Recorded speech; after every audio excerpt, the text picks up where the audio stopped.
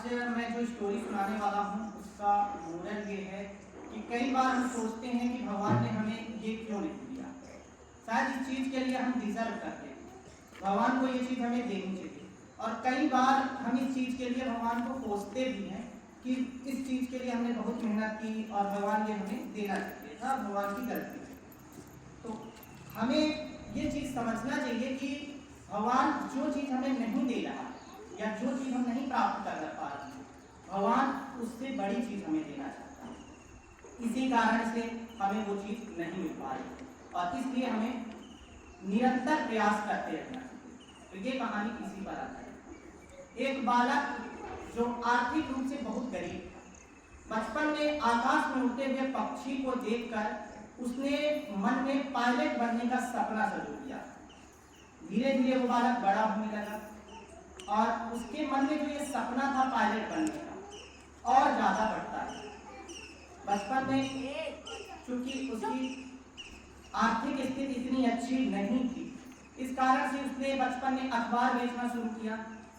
फिर कुछ समय बाद उसने बच्चों को ट्यूशन पढ़ाना शुरू किया। फिर वो निरंतर उस एग्जाम की तैयारी भी करता रहा। एक एग्जाम अब भी होता है 11th और 12th के बाद एनडीए का। एनडीए मतलब नेशनल डिफेंस एकेडमी। एनडीए का एग्जाम देने के बाद, पास करने के बाद व्यक्ति आर्मी में बड़ी पोस्ट पर जाता है, जैसे कर्नल वगैरह। तो उस समय पायलट बनने के लिए भी एक एग्जाम हुआ करता है एनडीए, यानी इसी नेशनल डिफेंस एकेडमी का एग्जाम हुआ करता है। बालक ने उस एग्जाम का फॉर्म डाला और उस एग्जाम का जो सेंटर है उसे वो ऋषिकेश मिला। ऋषिकेश यानी उत्तराखंड में एक छोटा एक शहर है देहरादून, वहां बस एक छोटी सी सिटी टाइप की बसी हुई है ऋषिकेश, गंगा नदी के तट पर बसी। बालक को एग्जाम देने का डेट भी निर्धारित कर दिया गया कि इस डेट को बालक एग्जाम देने ऋषिकेश जाएगा। अब बालक के पास इतने पैसे नहीं थे कि वो अपने घर से उस ऋषिकेश तक का सफर तय कर सके। उसकी बहन ने अपने गहने जो जेवर थे उसे गिरवी रख दिया और कुछ पैसे लाए और अपने भाई को दिया और बोला, भाई जब तुम्हारा इस एग्जाम में सिलेक्शन हो जाएगा तो हमारे पास ये पैसे आ जाएंगे और तब हम अपने गहने जो है छुड़वा लेंगे, तुम अच्छे से जाओ एग्जाम को सिलेक्शन हो। भाइयों की भी आशा थी, पिताजी की भी आशा थी, सबकी आशाएं थी उस बालक से जुड़ी थी। भाई भी ट्रेन में बैठ गया, खुशी खुशी वो बालक बैठ गया कि एग्जाम में सिलेक्शन हो जाएगा तो मैं अपने घर के लिए ये चीजें कर दूंगा, वो कर दूंगा, सब अच्छा हो जाएगा। गरीब फैमिली से थे, सोचे कैसे। बालक एग्जाम देने जाता है ऋषिकेश। 2 दिन के लंबे सफर तय करने के बाद ऋषिकेश पहुंचता है, एग्जाम देता है। एग्जाम में उस समय 2 चीजें हुआ करती थी, एक रिटन टेस्ट हुआ करता था, आज भी होता है, और एक फिजिकल हुआ करता था, वो भी होता। रिटन को उसने पास किया। फिजिकल जब टेस्ट की बारी आई तो पता चला कि उस बालक की हाइट कुछ कम पड़ गई है उस एग्जाम के लिए या उस पद को प्राप्त करने के लिए, और बालक को ये बता दिया गया कि तुम इस एग्जाम के लिए फेल हो चुके हो क्योंकि तुम्हारी हाइट इतनी नहीं है कि तुम पायलट बन सको। बालक का सपना टूट गया और बालक के पास कुछ भी नहीं बचा। उसके मन में एक ही चीजें आ रही थी, माँ बाप का सारा चेहरा उसके सामने दिख रहा था, सबकी आशाएं दिख रही थी और उसने डिसाइड कर लिया कि अब मैं आत्महत्या करूंगा, सुसाइड कर लूंगा। संध्या का समय था। ऋषिकेश जैसा कि मैंने बताया गंगा नदी के तट पर है। बालक ने डिसाइड किया कि मैं गंगा में जाके डूबूंगा और संध्या के समय वो गंगा नदी के तट पर पहुंच गया।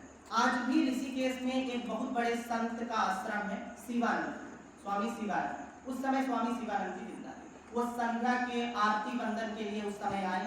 उन्होंने देखा कि एक बालक जो है वो बार बार गंगा नदी के तट पर जा रहा है और कुछ परेशान सा है और कुछ उसमें चिंता है। वो समझ गए, क्योंकि सन्यासी ज्ञानी पुरुष थे, समझ गए कि इस बालक के अंदर कुछ ना कुछ चिंताएं हैं। इस कारण से वो बालक जो है कुछ परेशान। वो अपने पास बालक को बुलाते और पूछते, क्या हुआ बेटा, क्यों इतना परेशान। बालक एक दूर राज्य में किसी अपनत्व की आवाज सुन के रोने लगा।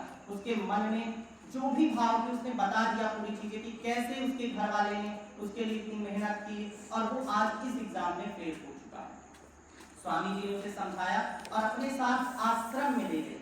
आश्रम जो उन्हीं के पास ही था, उसको ले गए, खाना पीना वगैरह खिलाया, बैठाया उनको, वो सारी चीजें उन्होंने की।